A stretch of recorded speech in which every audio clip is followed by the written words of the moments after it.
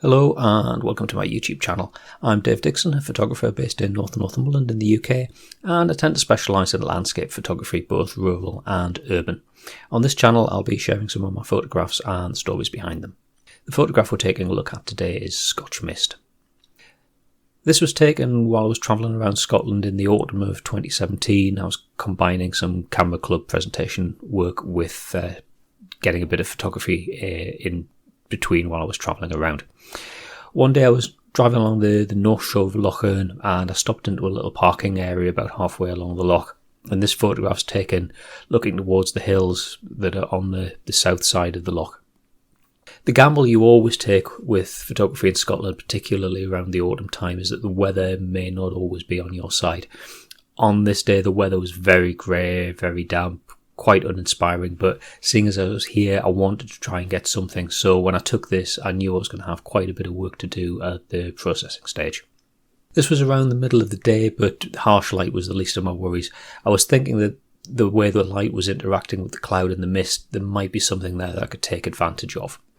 So let's see where we started and have a look at the raw image as it was captured by the camera. So this was taken with the Canon EOS 80D and the Canon 24-105 f4 L series lens at 105mm. The light was poor and I was shooting handheld because it was a bit drizzly and I didn't want to have to faff around in the wet setting up a tripod. So I set the camera to ISO 400 and that gave me an exposure of a 60th of a second at f11. Now the general rule is you should keep your exposure shorter than 1 over the focal length of the lens. So in this case I should be pitching for something about 100th of a second. Otherwise there's a risk of movement causing motion blur, but this came out okay. This lens has got a image stabilization function which can help in situations like this by sensing movement and moving the internal elements of the lens to compensate. As you can see, the as-is image is far from inspiring. However, I knew there was some interesting landscape amongst all that mist and I could potentially exploit that mist to add some drama to the view. So wind forward a few days, I'm back at home, sat at the computer and getting into processing to try and make something out of this capture. In terms of processing, I knew that my saviour here was going to be HDR. I processed the raw image in Canon Digital Photo Professional and that gave me 5 JPEGs with the exposure adjusted in software from -3 to +3 in 1.5 stop increments. I then took those into Photomatics and tried a few presets just to see what they would give me. The first one that caught my eye was Surreal 2. Now this is one I normally wouldn't entertain using at all because it looks a bit artificial. However, I had something in mind where I wanted to take this image and I thought that this could be a useful starting point. That on its own does look a bit overpowering though, so I looked for something a little bit more subtle and I settled on a preset just called a Default, which I thought combined with the Surreal 2 version would give me what I wanted. So I took those two HDR images into Jask PaintShop Pro and started putting the final image together.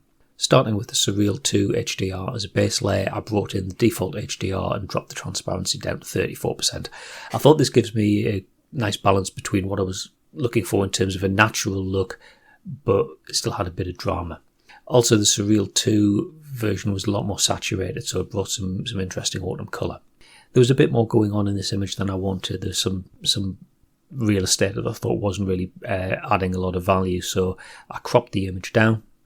And then I added a levels adjustment layer just to give a bit of contrast, give the image a bit more punch. That didn't give me quite the drama that I wanted in the clouds, so I duplicated that layer and faded it from top to bottom to give a bit more contrast in the top part where the clouds are. And that gets us to the final result. I'm mindful that this is quite heavily processed, and by that I mean there's a few fairly intensive processing stages rather than lots and lots of tweaks. It looks quite a bit different from the as-seen view, but the end product, I don't think it looks particularly unnatural. Normally, I tend towards using a wider view for landscapes rather than zooming in like this. But however, it changes as good as the rest, and I'm pleased with how this worked. With this image, I wanted to capture a dramatic view of Scottish landscape, and by going in a bit tighter, I was able to draw attention to the detail in the mist and the clouds. In terms of composition, there are elements of the rule of thirds at work here, the split between the land and the sky, and the horizontal placing of the left-hand group of trees, the light and mid-section, and those 2 trees on the hillside towards the right. I was lucky in the way that the clouds provided a lighter background, but behind those 2 trees on the right made them stand out a little bit better. Another thing which I think works quite well is the way that the image goes from virtually monochrome up at the top through a progressively richer colour palette till we get down to some fairly rich greens and oranges at the bottom. So considering where this image started from, I'm quite happy with how it turned out. Like the last video that I did, Sycamore Gap Sunset, this has been another one which is more of a rescue mission rather than a straight image. Hopefully you enjoyed it, and maybe it's inspired you to consider revisiting some of your own images that you might have written off. If you're interested in seeing more of my photographs, then I can be found over on Flickr. Also, please like and subscribe to help me grow this channel on YouTube. I'm a regular speaker at camera clubs, either in person or via Zoom for those of you further afield. I've got quite a few presentations in my portfolio, so if you're a program secretary and you'd like me to do a presentation for your camera club, then please get in touch at tales.from.a.camera@gmail.com. And finally, thanks very much for watching.